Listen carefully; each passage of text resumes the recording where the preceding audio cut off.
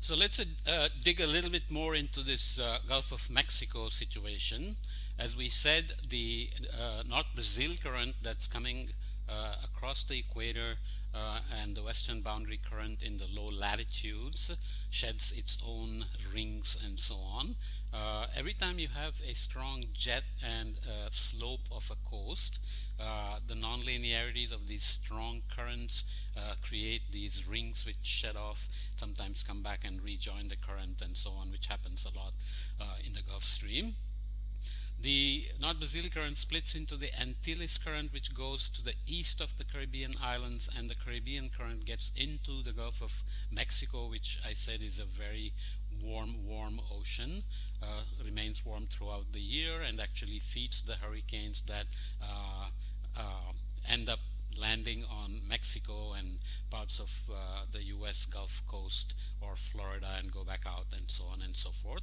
So you can see this Caribbean current coming in, and it's making this loop. Every time it makes a loop like that, it can actually break off and shed eddies again, which can be cyclonic or anticyclonic. So cyclonic in the northern hemisphere is counterclockwise, and anticyclonic is in the clockwise direction. And you can see that the cyclonic will have upwelling in the middle because it's diverging. Use your Coriolis again, and it'll have cold productive waters with fish, and the anticyclonic eddies are clockwise, and they have convergence, and they are not as productive. Gulf of Mexico is also very rich in oil and gas, so there are a lot of offshore drills in the ocean, and these eddies can pack a lot of energy, and when they crash into these offshore structures, they can do lots of damage, and they can carry energy that can feed the hurricanes, as I said, and so on. So the loop current prediction is a big business. Navy, for example, if they lose some asset, as they say, asset is anything that falls overboard, could be a sailor. They want to find the person or the asset, and they need accurate predictions of these loop currents and waves and so on and so forth. So this loop current happens, and then between Cuba and Florida, waters continue. The western boundary current waters continue as Florida current carry about 30 spherups, or 30 million cubes of water per second, which then hugs the coast, entrains some more water, and reaches almost 100 spherups at its maximum strength. Okay. The other currents to the north are the Labrador current coming south as the western boundary current, Erminger current, Norwegian current way on the eastern side of the North Atlantic, and the North Atlantic current, which is just the extension of the Gulf Stream once it separates from the coast around Cape Hatteras. Okay, so these currents actually seriously affect the climate. Okay, how do you know?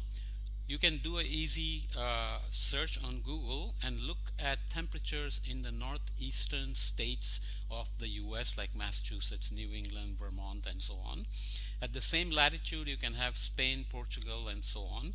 And you can see that Spain, Portugal, and so on have very warm, humid weather, whereas on the other side, these states in the North New England states of the US have pretty dry, cold, snowy, miserable winter weather, and so on and so forth, right? So Gulf Stream brings all this heat, heats up the atmosphere above it. Remember, there are westerlies which are carrying all this heat and humidity onto Europe. So you can get temperature differences of 10, 20, 30, 50 degrees across the same latitude, going from continental North America to continental Europe. This is what ocean modulation of weather and climate can do. So North Atlantic and Norwegian currents warm the northeastern Europe.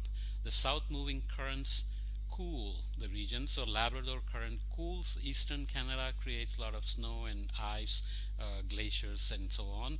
Canary Currents cool the North African coast. So Morocco is very rich in fisheries, for example sardines, because of this productive cool waters of the coast. Okay, so you know that ocean is going to have a great impact on climate and weather. I already mentioned the Golden Gate Bridge fog during the summer, because of the cold waters of the California current and the upwelling of the coast and so on.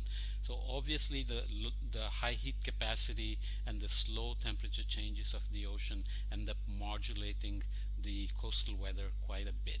So eastern boundaries of continents with western boundary currents in the ocean typically have warm, humid weather, and the eastern boundary currents of the ocean along the western boundaries of the continents typically have dry, cool weather.